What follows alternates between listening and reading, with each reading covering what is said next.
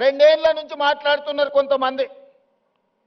కొన్నిసార్లు నాకు అనుమానం వస్తుంది, తెలంగాణ పట్ల ప్రభుత్వ విద్య పట్ల వీళ్లకు అవగాహన ఉన్నదా లేదా అని.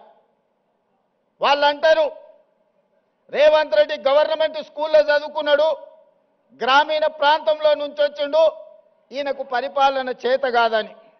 ఒక్క విషయమైతే నేను చెప్పదలుచుకున్న, ఉస్మానియా ఆర్ట్స్ కళాశాల ముందు నుంచి నేను గుంటూరులో చదువుకోలేదు మిత్రులారా. నేను గుంటూరులో చదువుకోలే, గూడు పుటాని నాకు తెలియదు. నల్లమల్ల అడవుల్లో నుంచి వచ్చిన క్రూర మృగాలను చూసినను, సాధు జంతువులను చూసినను, పేదవాడి సమస్యలను చూసినను. పుట్టినప్పటి నుంచి దళితులతోని, గిరిజనులతోని, బలహీన వర్గాలతోని, మైనారిటీలతోని కలిసిమెలిసి పెరిగిన వాళ్ళ సమస్యలు చూసిన.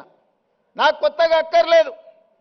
గుంటూరులో చదువుకున్న వాళ్ళకు పేదరికం చూడాలంటే మెర్సిడీస్ బెంజ్ కారుల్లో పోయి ఎక్స్కర్షన్ లాగా, ఓహో పేదరికం ఇట్లుంటుందా, మీ భూమి మీ మట్టి అట్లుంటుందా, మీకు చిరిగిపోయిన బట్టలు ఇట్లుంటాయా, మేము ఎప్పుడు చూడలేదని వాళ్ళకు పేదరికం ఇట్లుంటుందని ఒక ఎక్స్కర్షన్ లాగా ఉండొచ్చు.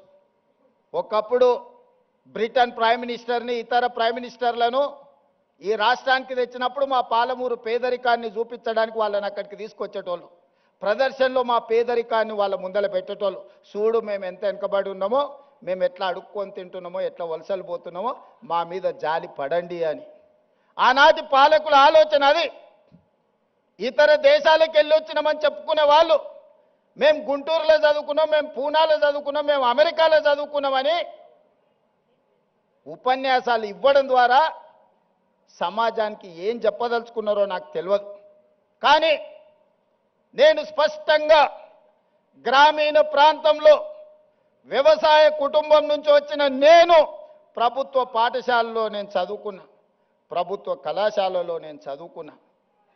నాకు భాష గొప్పగా రాకపోవచ్చు, కానీ ప్రజల యొక్క మనసును తెలుసుకునే విద్య నాకు వచ్చు. పేదవాడు ఏం అడుగుతాడు, ఏం ఆలోచన చేస్తాడు, పేదవాడు ప్రభుత్వం నుంచి ఏం ఆశిస్తాడు, ఒక చదువుకునే పిల్లవాడికి ఏమి కావాలి, ఆ పిల్లవాడు చదువుకుంటే ఈ సమాజానికి ఏ రకంగా ప్రయోజనం ఉంటుంది అనేది నాకు తెలుసు. అందుకే ఇవాళ ఎవరు వచ్చినా, ఎవరు ఎన్ని రకాల ప్రాధాన్యతలు ఇచ్చుకున్నా, మొట్టమొదటి ప్రధానమంత్రి పండిత్ జవహర్లాల్ నెహ్రూ గారు స్వతంత్రం వచ్చిన తర్వాత ప్రధానమంత్రిగా